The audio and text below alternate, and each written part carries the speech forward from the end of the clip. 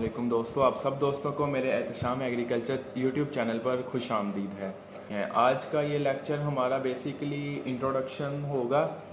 आज के इस लेक्चर में मैं आपको गला मंडी में इस्तेमाल होने वाले अल्फाज और इस्तेमाल होने वाली इशिया, औज़ार वगैरह के बारे में बताऊंगा। तो चलिए शुरू करते हैं।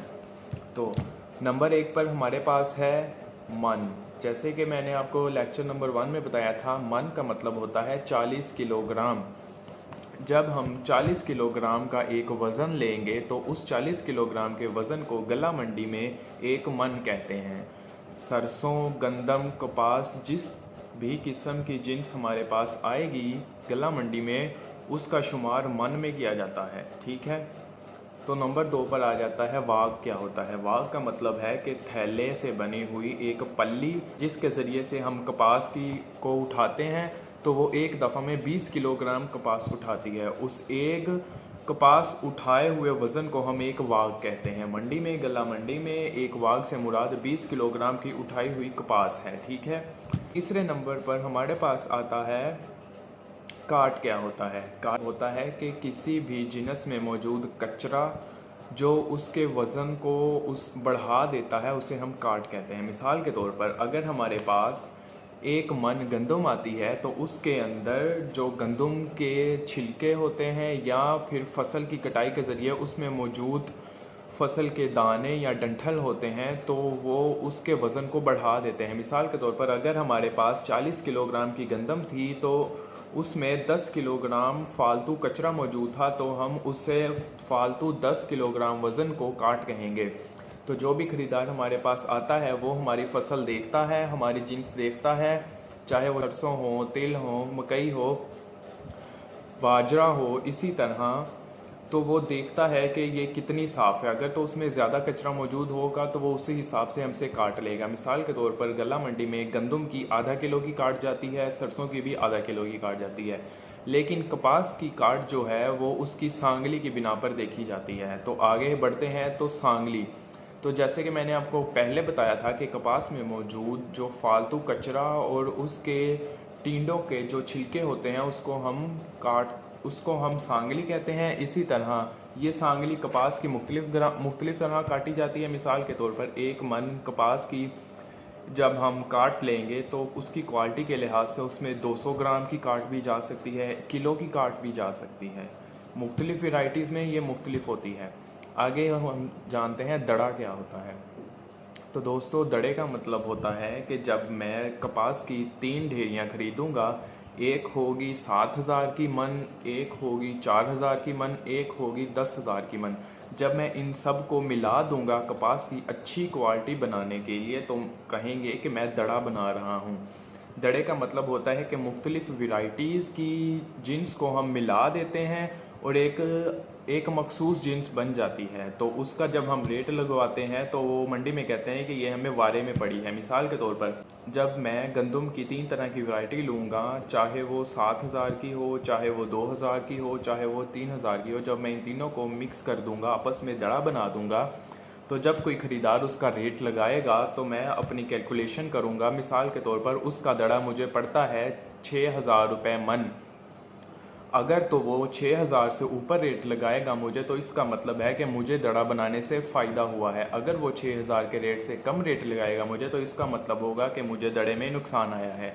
तो बेसिकली दड़े का मतलब है कि किसी भी मुख्तलिफ वैराइटीज़ की जिन्स को आपस में मिला देना और एक आला क्वालिटी की फसल बनाना, इसे हम दड़ा कहते हैं। आगे जाता है फर्म। मंडी में बहुत से अशखास मौजूद होते हैं। मिसाल के तौर पर मैं लेता हूँ कि दुकान, मेरे पास 3 दुकानें हैं, दुकान ए, दुकान बी और दुकान सी। तो अगर मुझे गला मंडी में अकरम नाम के किसी एक इंसान से मिलना होगा, तो मंडी में चूँकि बहुत से लोग मौजूद होते हैं, तो हो सकता है वो अकरम ए दुकान में भी मौजूद हो, दुकान बी में भी मौजूद हो और दुकान सी में भी मौजूद हो। तो इसी तरह जब कोई ख़रीदार हमसे माल ख़रीदता है तो वो हमारे नाम के ज़रिए नहीं ख़रीदता, वो हमारी दुकान के नाम से ख़रीदता है। तो बेसिकली फ़र्म का मतलब है कि हमारी दुकान का नाम। ठीक है, उम्मीद है आपको फ़र्म की समझ आ गई होगी। कंडा, तो आगे आ जाता है हमारे पास कंडा। यहाँ आपको कंडे की तस्वीर नज़र आ रही होगी। ये गल्ला मंडी में कंडा इस्तेमाल किया जाता है गंदम को तोलने के लिए, तिल को तोलने के लिए, मकई को तोलने के लिए और इसी तरह सरसों को तोलने के लिए। जब हम इस कंडे के ज़रिए किसी भी जिन्स का वज़न करते हैं तो वो वज़न बिल्कुल एक्यूरेट आता है। यहाँ आपको इसके वट्टे मौजूद नज़र आ रहे होंगे। ये इस तरह वज़न किया जाता है इसका। आगे आ जाता है छानना। क्या होता है छानना? बड़ा छानना और छोटा छानना। यहाँ पहले आपको तस्वीर नज़र आ रही होगी बड़े छानने की। तो जब हमारे पास कोई भी जिन्स आती है, मिसाल के तौर पर गंदम आएगी, तो गंदम के थैलों में चूँकि उसमें ज़्यादा कचरा मौजूद होगा, तो कोई आड़ती या ज़मींदार ये चाहता है कि उसको अपनी फसल या जिन्स में से ज़्यादा काट ना देनी पड़े, तो वो फिर अपनी जिन्स को छानना लगवा लेता है। छानना, ये यहाँ आपको तस्वीर नज़र आ रही होगी। तो ये बेसिकली बड़ा छानना है। जब हम गंदम के थैले को इसके ऊपर डालेंगे तो सारी गंदम इस छानने के ज़रिए होती होती नीचे चली जाएगी। जो इसका कचरा मौजूद होगा वो नीचे से हवा के ज़रिए निकलता जाएगा और साफ़ गंदम नीचे गिरती जाएगी। वहाँ से हम उसको उठा के फिर थैलों में डाल लेंगे। ये तो हो गया बड़ा छानना। जब कोई छोटी जिन्स, मिसाल के तौर पर बाजरा या फिर तिल, जब हम उनको बड़ा छानना तो नहीं लगाते, लेकिन छोटा छानना लगाते हैं, जो कि हाथ से उसको लगाया जाता है, उसमें से भी कचरा निकल जाता है। तो ये था बड़ा छानना और ये था छोटा छानना। आगे होता है फड़। क्या होता है फड़? यहाँ आपको वीडियो नज़र आ रही होगी। तो बेसिकली फड़ का मतलब होता है कि कोई भी ऐसा मैदान या खाली पड़ी फैक्ट्री जो इस्तेमाल में नहीं है और गला मंडी के नज़दीक है, तो वहाँ कोई भी दुकानदार या कोई भी ज़मींदार पैसे देकर अपना माल अनलोड करवाता है। मिसाल के तौर पर हमारी दुकान गला मंडी में, हमारी दुकान के सामने जगह मौजूद है, लेकिन चूँकि हमने मुख्तलिफ ज़मींदारों की वहाँ पर कपास उतार ली हुई है, तो हमारे पास मंडी में जगह ख़त्म हो गई है। तो अगर हमारे पास और माल आएगा तो उसको उतारने और संभालने के लिए हम मंडी के करीब मौजूद किसी खाली फैक्ट्री या मैदान में जाएंगे और वहाँ अपना माल अनलोड करेंगे। फैक्ट्री या फिर मैदान के मालिक को हम सालाना कुछ पैसे अदा करेंगे। ठीक है, तो ये होता है फड़। आगे आ जाता है बारदाना। बारदाना का मतलब होता है थैले। जब हमारे पास कोई भी गंदम, सरसों, तिल जैसी किसी भी जिन्स को आती है, तो उसको तोलने के लिए जब कोई ख़रीदार अपने बंदे भेजता है तो वो पहले बारदाना लेकर आते हैं। बारदाने का मतलब जैसे कि मैंने आपको बता दिया है कि थैले होता है।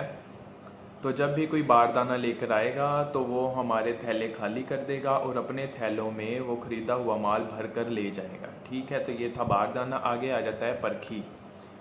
यहाँ आपको वीडियो नज़र आ रही होगी। परखी कुछ इस शक्ल की होती है और इसके ज़रिए हम किसी भी चीज़ का सैंपल लेते हैं। जैसे कि यहाँ मैं आपको गंदम का सैंपल लेकर दिखा रहा हूँ। इसी तरह चूँकि हम एक एक थैला थैल कर माल की क्वालिटी नहीं चेक कर सकते, तो हम परखी का इस्तेमाल कर हर थैले में से थोड़ा बहुत सैंपल ले लेते हैं, ताकि ये वाज़ह किया जा सके कि माल एक तरह का है और उसकी क्वालिटी चेक की जा सके और उसकी बिना पर तय किया जा सके कि इसकी कितनी काट देंगे। ठीक है, आगे आ जाता है कि मजदूरी क्या होती है, दलाली क्या होती है और कमीशन क्या होता है।